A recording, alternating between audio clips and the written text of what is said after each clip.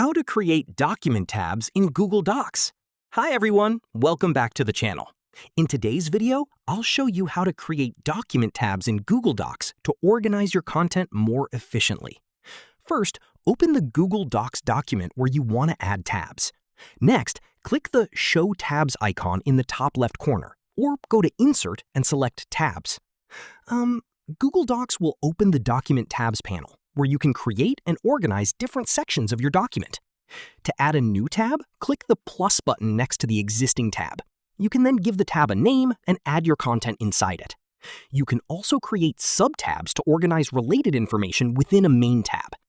To rearrange your tabs, simply drag them into your preferred order.